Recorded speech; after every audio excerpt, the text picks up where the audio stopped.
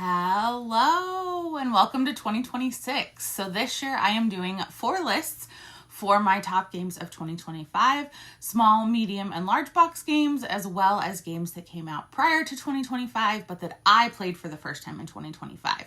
So check out all the lists. This is the medium box game list.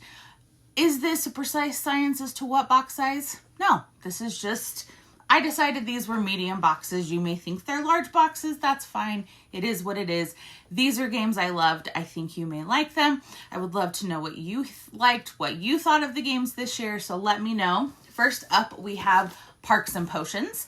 And in this game, you have a little area of 6, basically an area that you can hold 6 different potions, and the potions then combine to make different colors, and different potions are easier to get, harder to get. It's done through dice rolls, and you're completing cards. Cards get you points. You also get sets, things like that. It is a really fun game. It looks amazing. It's great for all ages, and it has ways to kind of dial up or down the strategy and the skill. So I played this with my nephew, and we had a great time on some of, the easier ways, and then I've dialed it up more with other people. This is a wonderful game. Also, caveat, the first time I had access to these games in 2025. Some of them may have come out in other parts of the world sooner. But then we have Explorers of Navoria.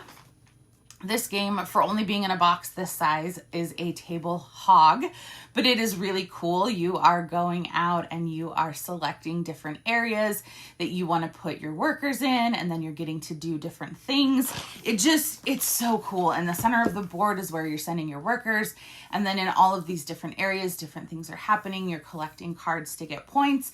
It's one of those games that is the teach isn't bad to do, and there is a lot of strategy to it, but I can introduce it to newer people and they feel like they got a really full gaming experience without being overwhelmed. So this is a wonderful game. Then we have Deep Regrets. I adore this game. I cannot wait for the expansion to come out in 2026. But in Deep Regrets, you are fishing. Some of the things you are fishing for are great and wonderful, and some of them are foul. And depending on how far you have descended into madness will determine whether the foul fish actually become more beneficial to you and the good fish become less beneficial, or vice versa. You can also take a turn to go into port and get some items so that you can improve your fishing. You're fishing at 3 different depths. You have to have the ability to catch things at different depths. The artwork on this is incredible. It is really, really fun. I definitely enjoy this one. Then we have Ink, and this is a tile laying game where as ink flows, kind of freeform, you are trying to make different sized areas of the different colors of ink in order to score points. Everybody will have a card that will tell them essentially 2 colors that they can only place ink bottles on those colors, so it's a little bit trickier. And then the rest of your ink bottles can be placed on any color, so you need to be strategic in how you do it. And whether you make an ink area of like 3, 4, 5, 6, or 7, you can get different benefits for doing those. And each game, those benefits you can rearrange so that it doesn't get stale, and that there's a lot of different ways, of strategy to play it, because different amounts of ink are going to get you different rewards. And you're going around essentially on a rondelle, and you can go as far as you want, but every time you pass the start position, you do take a little bit of a penalty. So you may not want to just be zipping around there every time and having to cover up valuable spots. Then we have Hutan, Life in the Rainforest. And this, I believe, is the second game in what should be a 3-game series from the OP. The year before it was Aqua, which I loved.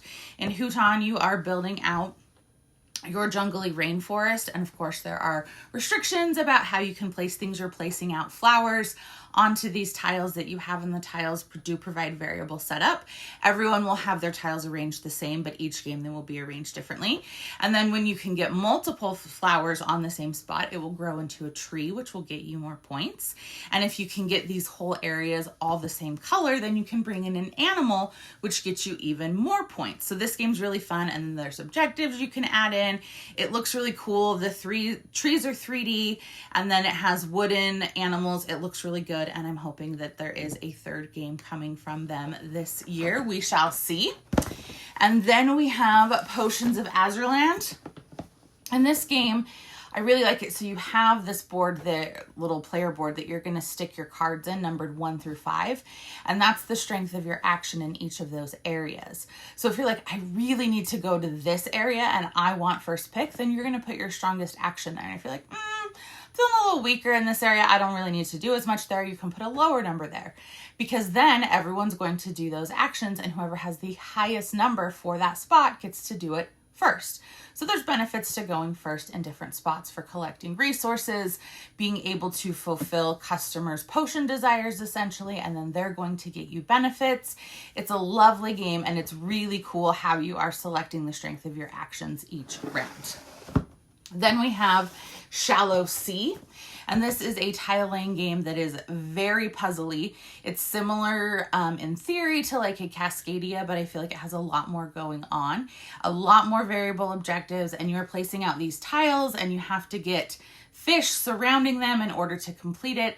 And then you remove some of those fish, and since tiles are adjoining, when you remove it, that could affect your ability to complete one of your other objectives. So it is just a very cool game. All of these overviews I'm giving are very quick. I do have videos on pretty much every one of these games, or if there's one you want to see more information on, just let me know. Then we have Australis. Obviously, I enjoy an ocean theme. So in this one, you are riding the Australian current. There are, of course, turtles in the game. There is coral, there is dice rolling, there's some luck. There's a lot of really cool things that are going on in this game that make it unique. It also just looks great on the table. This one is a lot of fun because you are trying to maximize your actions. You're getting cards that will let you do more things on, future turns. And then at the end of each round, there's kind of this dice battle that can get you a little bit of an extra bonus if you decided to go that route. You can also choose to not go the dice route and not be involved in the dice battle, and you can still win the game that way too. So there are several ways to win. Next up, 12 Rivers. This was one of my most anticipated games of the year. Played it at Gen Con, loved it, then was finally able to get my hands on it. You have this river kind of up here with all of these pearls in it, and you are going to be placing your little blockades in the river at different points. The higher up you place it, the more it will cost you, but it will guarantee that you get the color that you want, because collecting those colors are going to fulfill cards, which are going to give you points and other benefits. Also, placing your blockades in certain spots can get you bonuses if you're the first one to place there. Placing lower down on the river, you may not get the color you want, but you may potentially get a bunch of pearls. So there is kind of that give and take, that, tug of war of when is it the right time to really spend my cards and place high, and when should I sit back and maybe not spend my resources and just see what comes my way. So this one is excellent. Then we have 2 more. Artistry. This is a game where in the central area there's going to be a bunch of tiles, and based on the cards that you have, it will show you how you can take tiles from the central board, and you will then be using those tiles to create patterns to hire next level artists. You will start out with apprentices, and then there are journeymen and there are masters, and you are definitely wanting to get the higher level artists because they will get you a lot more points at the end of the game and will let you do more within the game. So it's one of those things where it's kind of an engine builder, kind of a puzzle. It's a lot going on. It looks great. It's really straightforward to teach, but there is good strategy in this game, and I just cannot tell you how gorgeous this game is. And then finally, we have Pergola. This was another one of my most anticipated games of the year because I love plants. Granted, I love indoor plants because I'm an indoor kid, but Pergola, you have your whole garden and you are getting to, based on these little trowels and shovels that you are taking, getting to do different actions, which are going to bring different types of flowers into your garden or different bugs or different things like that, which are then going to let you go to other areas and do actions. So again, you're trying to chain things together.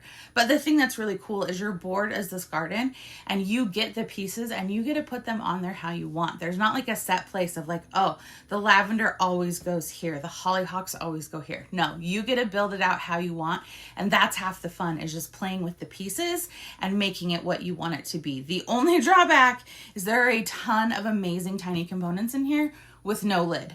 Do not store this game horizontally or you will be very, very sad when you open it. So those are 10 of my favorite medium box games of the year. What would you put in this category? What do you think of my choices? Give me a like and a follow, and I'll keep bringing you more board game content. Thanks. Bye.